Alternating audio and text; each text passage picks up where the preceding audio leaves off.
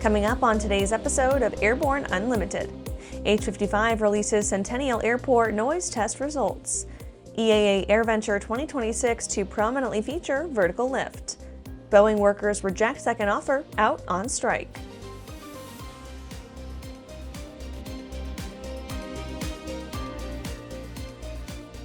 Welcome to Airborne Unlimited. I'm your host, Holland Lee. Let's get into today's stories. H55 releases Centennial Airport noise test results. In early July of this year, H55's Bristell B-23 Energic, during its Across America tour, made a several-day stop at Centennial Airport outside of Denver, where it flew the same flight path as a comparable-sized piston-engine aircraft across the airport's 6 official noise monitoring stations.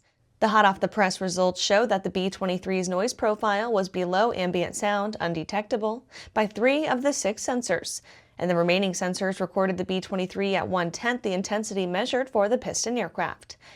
Centennial has had a robust noise monitoring system in operation since 2014, as well as a very active community noise roundtable that conducts monthly meetings with airport management, local government leaders, and aviation organization representatives, with members of the public also invited. Michael Fronapfel, CEO of Centennial Airport, said, quote, "Electric aviation isn't the future, it's here. The B-23 Energic offers noise levels so low they're almost too quiet to track. This has real-world implications for airport communities. It's a level of performance we've never seen before in GA," end quote. Zach Gabehart is the noise and environmental specialist for Centennial Airport. He said, quote, "Across multiple flights, the B-23 Energic consistently came in 30 times quieter than similar aircraft during cruise. If this keeps up, I might be out of a job," end quote. After the break, Sunrise Aviation Flight School at SNA shuts down. It's time to upgrade your power plant to the first FAA-certified clean sheet engine design in over 60 years. Delta Hawk's jet fuel-powered liquid-cooled turbocharged engine produces turbine performance at 40% better fuel efficiency of typical reciprocating engines, while also achieving exceptional reliability and significant reduction in cost of ownership. Reserve your engine package today at deltahawk.com. Looking for a new generation of proven and efficient aviation power plants that boast modern engineering, electronic ignition, and both direct and gear drive systems? With 100 horsepower to 240 horsepower, the Skyline and Redline engines offer uncommon value in an overpriced industry. Whether you are looking for fixed wing or rotor, MW Fly Americas has been established to service the American market with dedication and expertise. MWFlyAmericas.com. Welcome back. Now let's take a trip around the patch for some shorter stories. Sunrise Aviation Flight School at SNA shuts down. Michael Church, owner, master flight instructor, and master aerobatic instructor at Sunrise Aviation Flight School at the John Wayne Orange County Airport in Santa Ana, California, made the sad announcement that due to health issues, the school was closing its doors as of July 31st, 2025. A post in early July on Facebook showed a letter written by Church informing all students and customers of Sunrise about the decision. FAA expands investigation of former NYPD aviation chief. Federal officials are investigating the abuse of overtime pay received by 3 police officers in the NYPD's aviation unit when Winston Faison was the chief of the unit. NYPD transferred Faison to the Transportation Bureau after the FAA conducted a surprise investigation into safety issues in the unit, and he has since retired. The investigation was prompted by internal reports by former NYPD aviation officers who now work at the FAA. Delta swears off personalized AI fares for now. Delta Airlines is on the defensive after several U.S. lawmakers raised alarm bells over the possibility of AI-generated airfare tailored to each passenger's pain point. The airline assured senators it does not, has not, and will not use AI to set individualized ticket prices based on personal data, though no one is sure who to believe. The airline stated firmly, quote, "There's no fare product Delta has ever used, is testing, or plans to use that targets customers with individualized prices based on personal data." USAF taps Florida Flight School to train new pilots. Florida-based Akron Aviation recently finalized an educational service agreement with the Air Force, making it one of the first Part 141 schools authorized to train the next gen of military aviators.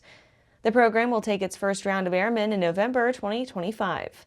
Akron will deliver private pilot, instrument, and multi-engine ratings to officers headed for undergraduate pilot training. The move is part of a broader effort to expand and diversify the military's pilot pipeline as the Air Force works to close persistent training gaps. That's it for today's trip around the patch. Let's get back to the rest of the news. AirVenture 2026 to prominently feature vertical lift. The EAA announced that next year's AirVenture, the world's greatest aviation celebration, will be showcasing the vertical lift segment of the industry. Starting with next year's event, aircraft including helicopters and VTOL aircraft will have a dedicated space in AirVenture's Aviation Gateway Park. The space will also feature other elements, such as new and emerging technologies, as well as recruitment for new jobs in the industry. Ren Scott, EAA VP of Business Development, Sales and Events, explained, quote, "The ability to work with Robinson Helicopters and VAI to give EAA members and AirVenture visitors a closer look at the world of vertical flight is a significant step forward. While we've always had a welcome rotorcraft presence at our annual convention, this new partnership will enable us to showcase more GA and commercial helicopters, as well as the many fascinating innovations happening in the world of vertical lift," end quote. To emphasize and get the word out about the new vertical lift area, EAA will be promoting the space through its communication channels, as well as attending events like VAI's Verticon in Atlanta in March 2026. EAA will also establish more helicopter landing and parking areas around the event grounds, with easier access to camping. After these messages, Boeing workers reject second offer out on strike. The legendary BD-4C program is building an exciting future for those who want a rugged four-seat family flyer with a proven history. The SureWings program produces a complete kit and builder assist program that gives you everything you need to be flying a BD-4CS in record time.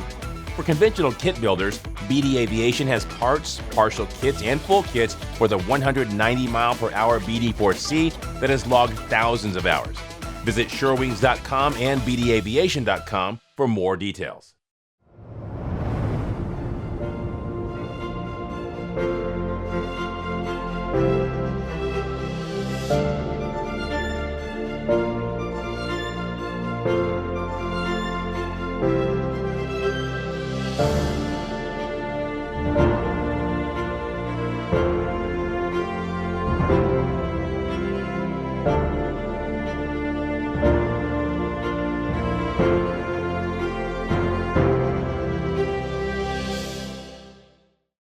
Welcome back.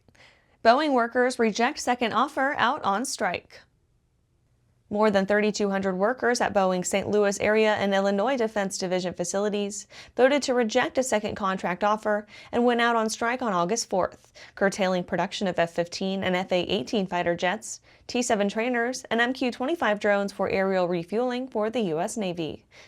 The company said their second contract offer included an approximately 40% average wage increase, a $5,000 ratification bonus, periodic raises, and additional vacation and sick leave time. The District 837 of the IAM were not happy with the offer.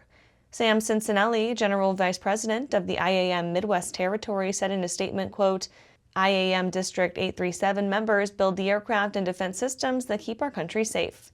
They deserve nothing less than a contract that keeps their families secure and recognizes their unmatched expertise," end quote. Dan Gillian, VP of Air Dominance and VP and GM of Boeing St. Louis facilities, said, quote, "We're disappointed our employees in St. Louis rejected an offer that featured 40% average wage growth," end quote. Gillian also said the company was, quote, "prepared for a strike and have fully implemented our contingency plan to ensure our non-striking workforce can continue supporting our customers," end quote.